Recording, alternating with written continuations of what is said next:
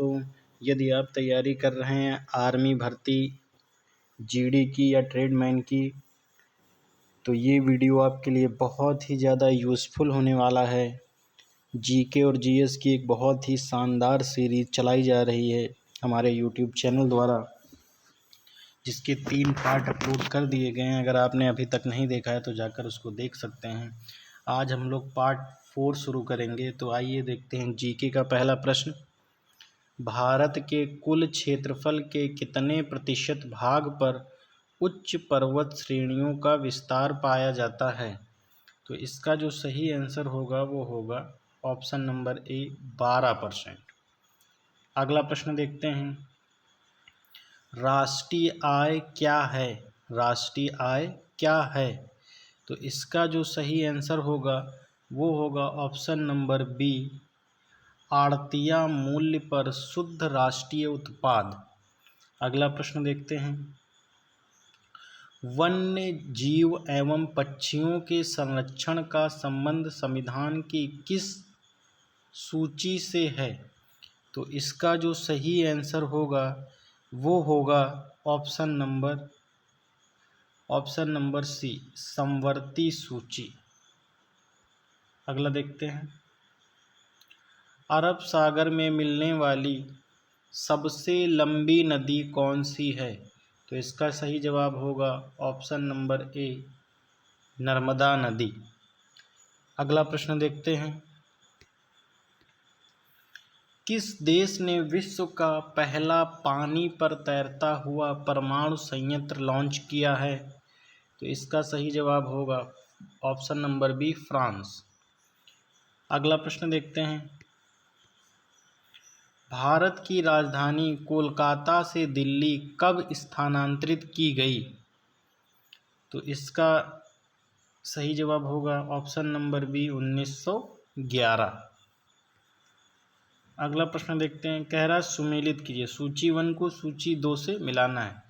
तो पूछ रहा है नागा अर्जुन परियोजना किस नदी पे है?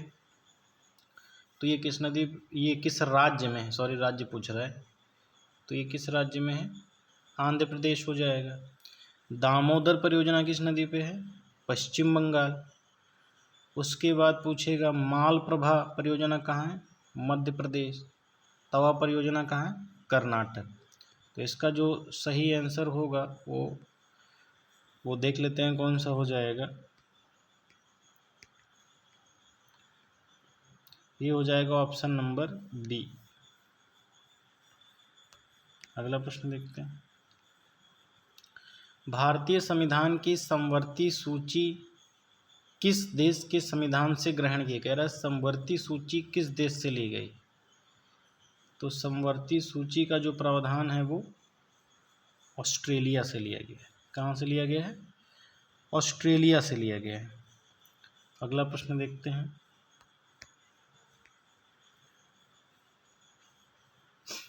लैंड ऑफ थंडरबोल्ट किस देश को कहा जाता है? तो इसका जो सही आंसर होगा वो ऑप्शन नंबर बी, रोम को कहते हैं। इटली की राजधानी रोम। अगला देखते हैं। डार्बी शब्द किस खेल से संबंधित है? डार्बी शब्द, तो डार्बी शब्द का संबंध है घुड़दौड़ से। Option number C. अगला देखते हैं। ओलंपिक झंडे में कौन से रंग का गोला नहीं होता है?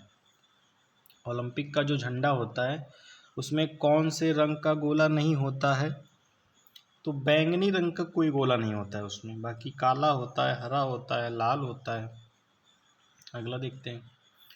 वर्ष 1975 में भारत द्वारा पहले उपग्रह आर्यभट्ट को किस प्रक्षेपण से प्रक्षेपित किया गया था?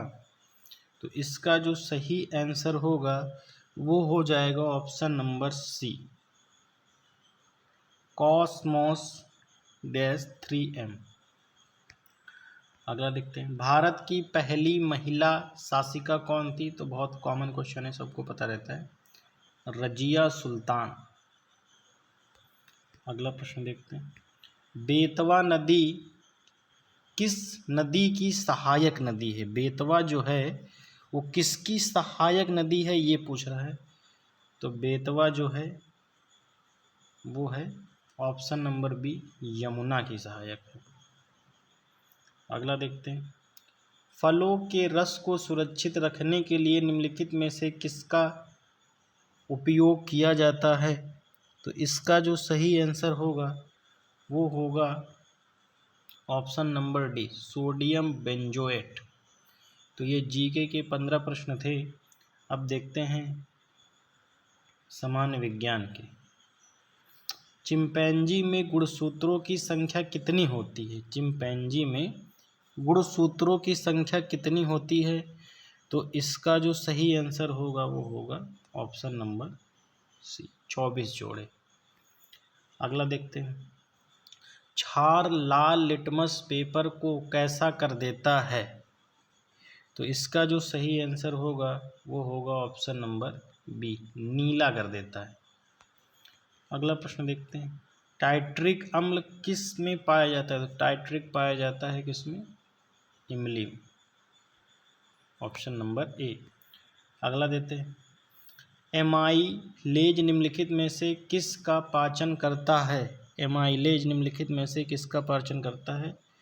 तो ऑप्शन नंबर ए, कार्बोहाइड्रेट का। अगला देखते हैं, विटामिन ई का रासायनिक नाम क्या है। विटामिन ई का रासायनिक नाम क्या है। तो विटामिन ई का रासायनिक नाम है टोकोफेरॉल। अगला देखते हैं, ध्वनि की चाल पर दाब का परिवर्तन, ध्वनि की चाल पर दाब परिवर्तन का क्या प्रभाव पड़ता है। तो इसका जो सही आंसर होगा कि इस पे कोई प्रभाव नहीं पड़ता है, यानी कोई परिवर्तन होगा ही नहीं। अगला देखते हैं, कॉस्मिक किरणों की खोज किसने की थी। कॉस्मिक किरणों की खोज किसने की थी। तो इसका सही आंसर होगा विक्टर हेस, ऑप्शन नंबर सी। अगला प्रश्न देखते हैं, विटामिन की खोज किसने किया था। विटामिन की खोज किसने किया था। तो इसका सही आंसर देखते हैं। एक मिनट, विटामिन की खोज पूछ रहा था ना।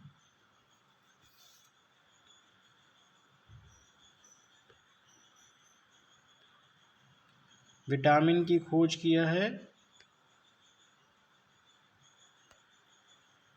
फंक ने। किसने किया, ऑप्शन नंबर ए, फंक ने किया है। अगला प्रश्न देखते हैं,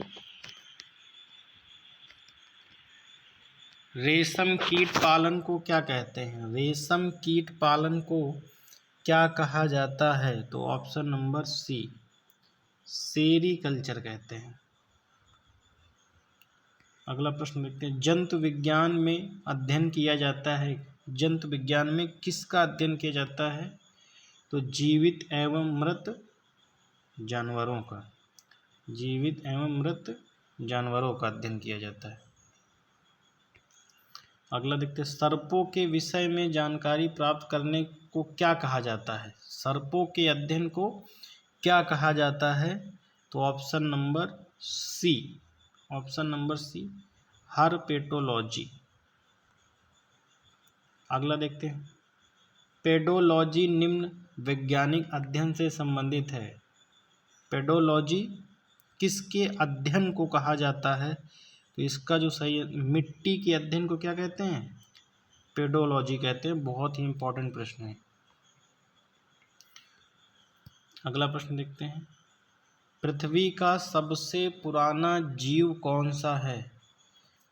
पृथ्वी का सबसे पुराना जीव कौन सा है।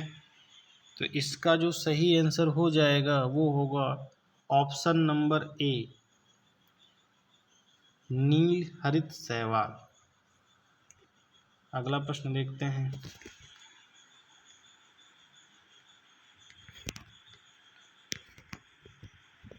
अगला प्रश्न है, आधुनिक मनुष्य के हाल का पूर्वज कौन है।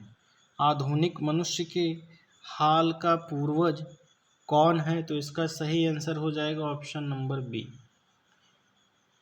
क्रो मैग्नॉन मानव। अगला देखते हैं जो कि लास्ट प्रश्न होगा। कीटों के वैज्ञानिक अध्ययन को क्या कहा जाता है? कीटों के वैज्ञानिक अध्ययन को कहते हैं एंटोमोलॉजी। तो ये थे आज के प्रश्न। अगली सीरीज हमारी बहुत ही जल्द आएगी।